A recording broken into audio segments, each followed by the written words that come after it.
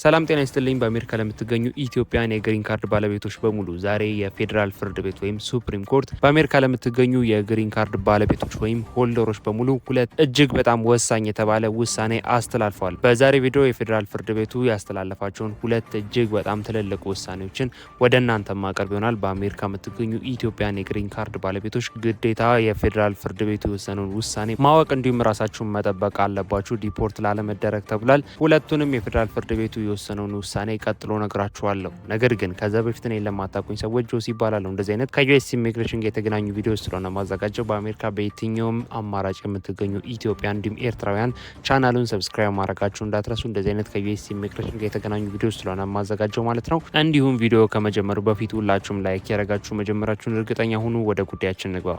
The Supreme Court has delivered a blow to non-U.S. citizens fighting their deportation orders.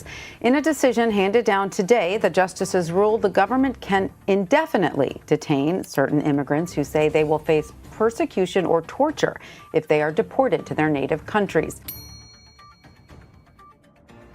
የእነዚህን ዌብሳይት ሊንክ ዲስክሪፕሽን ቦክስ ውስጥና የኮሜንት መጀመሪያ ላይ ያስቀምጥላችኋለሁ። የዩኤስሲአይኤስ ኦፊሻል ዌብሳይት ሊንክ ጨምሮ ማለት ነው። የፌዴራል ፍርድ ቤቱ በዛሬው ዕለት የወሰነው ውሳኔ ማለትም በአሜሪካ ለምትገኙ የግሪን ካርድ ባለቤቶች በሙሉ ማለት ነው። የመጀመሪያው የፌዴራል ፍርድ ቤቱ ወይም ሱፕሪም ኮርት ካሳለፈው ውሳኔ የመጀመሪያው ውሳኔ የግሪን ካርድ ያላቸው ወይም የግሪን ካርድ ሆልደር ለሆናችሁ ነገር ግን የወንጀል ታሪክ ያለባችሁ ወይም ደግሞ ክስ የተመሰረተባችሁ ሰዎችን ይመለከታል። እነዚህ ግለሰቦች ከአሜሪካ ውጪ ማለትም አሁን የነገርኳችሁ ግለሰቦች ማለት ነው ከአሜሪካ ውጪ ሄደው ወደ ሀገር ሲመለሱ ማለትም ወደ አሜሪካ ሲመለሱ ማለት ነው በድንበር ወይም በአየር ማረፊያዎች በኤርፖርቶች ማለት ነው ያሉ የኢሚግሬሽን መኮንኖች ወይም ሲቢፒ ኦፊሰሮች የምንላቸው ማለት ነው የወንጀል ታሪካቸውን አይተው እንደ መደበኛ ነዋሪ ማለትም እንደ ኖርማል ሰው ወይም ደግሞ ሪተርን ሬዚደንሲ ከማስገባት ይልቅ በጊዜያዊ ፍቃድ ብቻ እንዲገቡ የመወሰን ሙሉ መብት ዛሬ የፌዴራል ፍርድ ቤቱ ሰጥቷቸዋል። እንደ ኖርማል ሰው ወይም ደግሞ እንደ መደበኛ ሪተርን ሬዚደንሲ የመግባት መብትን ስለሚያጠብና ግለሰቡ በቀላሉ ለማባረር ማለትም ያንን ሰው ማለት ነው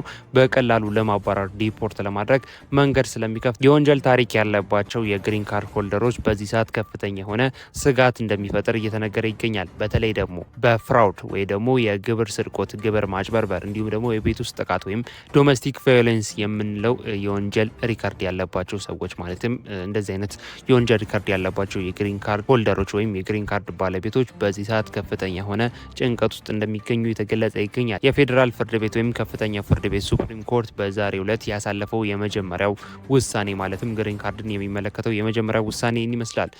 The Supreme Court has delivered a blow to non-U.S. citizens fighting their deportation orders. In a decision handed down today, the justices ruled the government can indefinitely detain certain immigrants who say they will face persecution or torture if they are deported to their native countries.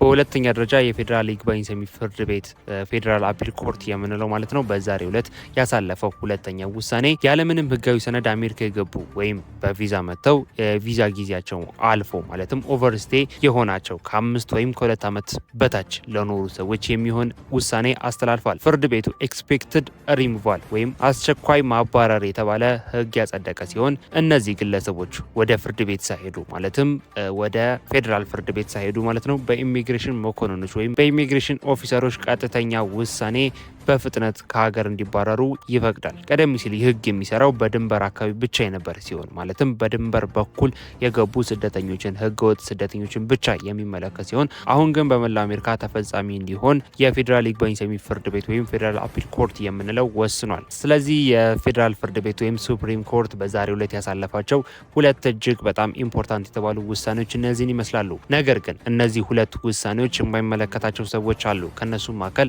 ጥገኝነት የጠየቁ ወይም አሳይለም ሲከሮች እንዲሁም ደግሞ ምንም አይነት የወንጀል ታሪክ የሌለባቸው ግሪን ካርድ ሆልደሮችም ሆኖ አጠቃላይ በአሜሪካ የሚገኝ ምንም አይነት የወንጀል ታሪክ የሌለበት መደበኛ ነዋሪዎችን እንደማይመለከት ተገልጿል። የዛሬ ቪዲዮ ይሄን ይመስል ነበር። እጅግ በጣም ኢምፖርታንት የተባለ መረጃ ሼር እንዳረኳችሁ እንዳጋራችሁ ተስፋ አድርጋለሁ። ሀሳብ አስተያየት፣ እንዲሁም ጥያቄ ካላችሁ ኮሜንት ላይ ጻፉልኝ። እንዲሁም ስለዚህ ጉዳይ ምን ትላላችሁ ሀሳባችሁን ኮሜንት ላይ አጋሩኝ። መግቢያ ላይ እንደነገርኳችሁም ለዚህ ቻናል አዲስ የሆናችሁ በአሜሪካ የምትገኙ ኢትዮጵያን ቻናሉን ሰብስክራይብ ማድረጋችሁ እንዳትረሱ። ቪዲዮንም ላይክ ያረጋችሁ ምን ያህል እንደወደዳችሁ ታሳውቁኝ። ላይክ ባረጋችሁ ቁጥር ምን ያህል እየጠቀማችሁ እንደሆነ ስለመረዳ በቀጣይ አዳዲስ ቪዲዮዎች እንዳዘጋጅላችሁ ይረዳኛል። ሁላችሁም ላይክ ያረጋችሁ እንደወደዳችሁ ታሳውቁኝ። በቀጣይ በሌላ ቪዲዮ እንገናኛለን። መልካም ጊዜ